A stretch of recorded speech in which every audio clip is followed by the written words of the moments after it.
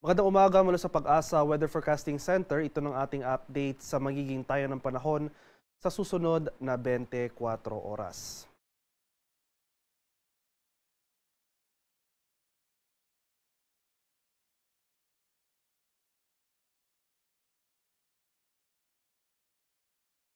As of 5 a.m. today ay ito yung ating latest localized advisory sa ilang bahagi ng ating bansa. So sa kasalukuyan, may mga nakataas tayong thunderstorm advisory. Ito yung mga babala sa mga malalakas at panandaliang pag-ulan sa ilang areas ng Luzon at ng Visayas. So may thunderstorm advisories tayo dito sa ilang area ng Cagayan Valley, western section ng Central Luzon, sa bahagi ng Calabarzon, dito sa Metro Manila, pati na rin dito sa ilang area ng Eastern Visayas. Sa mga areas na ito, asahan natin itong mga biglaan at mga panandaliang pag-ulan na dulot ng thunderstorms. At sa kasalukuyan, as of 2 a.m. may nakataas rin naman tayong heavy rainfall warnings dito sa bahagi naman ng eastern and southern sections ng Mindanao.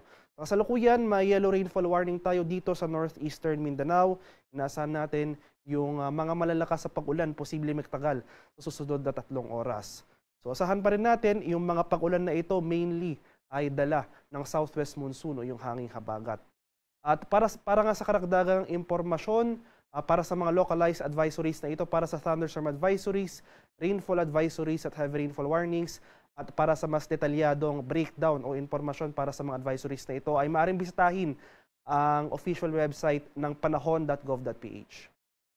Para naman sa ating latest satellite image, ay nasan pa rin natin, makikita natin dito itong mga makakapal na kaulapan na umiiral sa malaking bahagi ng ating bansa ay ang patuloy nga na epekto ng southwest monsoon o yung hanging habagat. At as of 3 a.m. today, may minomonitor tayong low pressure area sa loob ng ating PAR.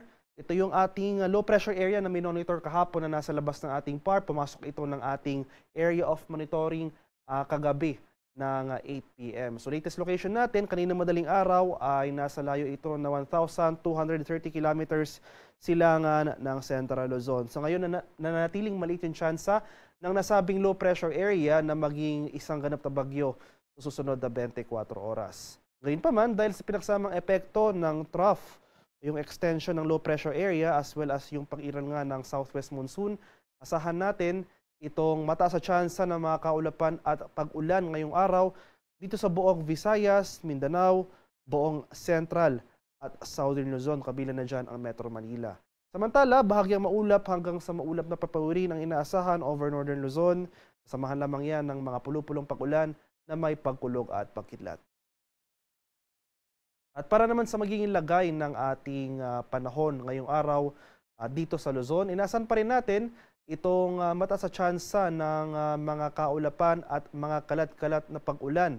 Pagkulog at pagkilat dito sa Metro Manila, buong Central Luzon at Southern Luzon. So itong area nga ng Bicol Region, Aurora at Quezon, nahagip nito or naapektuhan nito ng trough extension ng low pressure area. Samantala sa nalalabing bahagi ng Central Luzon, rest of Calabarzon, malaking bahagi rin ng Mimaropa at Metro Manila dahil naman sa habagat asahan natin itong mataas na tsansa ng pag-ulan. Kaya maghanda pa rin tayo at maging alerto sa mga flooding or landslides. Samantala, dito sa area ng Northern Luzon, sa Ilocos Region, Cagayan Valley at Cordillera Administrative Region ay mas maaliwalas sa panahon na ating inaasahan.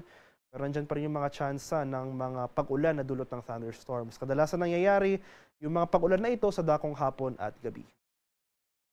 Sa areas naman ng Palawan, Visayas at sa Mindanao, buong Palawan, buong Visayas at buong Mindanao makakaranas pa rin ng maulang panahon ngayong araw. So ito ang area ng Eastern Visayas, inaasahan natin ang epekto ng trough extension itong low pressure area sa loob ng ating PAR. So ngayong madaling araw pa lamang, ay may mga naitala na nga tayong mga thunderstorm activity over some areas of Eastern Visayas.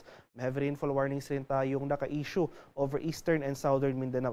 Inaasahan natin na for the remainder of the day, mas rarami pang areas dito sa Visayas at Mindanao ang makakaranas ng mga kaulapan at pag-ulan. Kaya patuloy po tayong mag-monitor ng mga localized advisories. Ito yung mga thunderstorm advisories or heavy rainfall warnings na posibleng issue ng ating mga Pag-asa Regional Centers sa ating mga lokalidad. Para naman sa kalagayan ng ating karagatan sa kasalukuyan, walang nakataas na gale warning at banayad hanggang sa tamtamang pag-alon ang mararanasan sa malaking bahagi ng ating bansa. At para naman sa ating 4-day forecast sa mga susunod na araw, inasan pa rin natin na dahil sa pinaksamang epekto nitong low pressure area sa loob ng ating PAR, pati na rin itong pag-iral ng southwest monsoon na yung habagat, asahan natin itong maulang panahon dito nga sa malaking bahagi ng ating bansa. So sa malaking bahagi ng Luzon, Visayas at itong western section ng Mindanao for the next 4 days, magpapatuloy po itong mga kaulapan at mga pag-ulan. Para naman sa senaryo ng ating low pressure area, for the next 24 hours, maliit yung chance na maging bagyo ito. Pero inasan pa rin natin yung general recurving movement ito. So ito yung usual na paggalaw ng mga sirkulasyon at low pressure areas sa panahon ng July. So inaasahan natin bagyang lalapit yung sirkulasyon na ito sa ating bansa. Pero sa mga sunod na araw, inaasahan natin yung posibilidad ng recurving or paggalaw na naman palayo patungo dito sa northern portion ng ating Philippine Area of Responsibility. So regardless na maging bagyo or hindi itong nasabing low pressure area, inasan pa rin natin dahil sa epekto ng mga kaulapan na dulot nito as well as yung habagat, ang maulang panahon dito sa malaking bahagi ng ating bansa. Haring araw sa Kamunilaan ay sisikat mamayang 5:30 ng umaga, lulubog naman mamaya sa ganap na 6:29 ng hapon.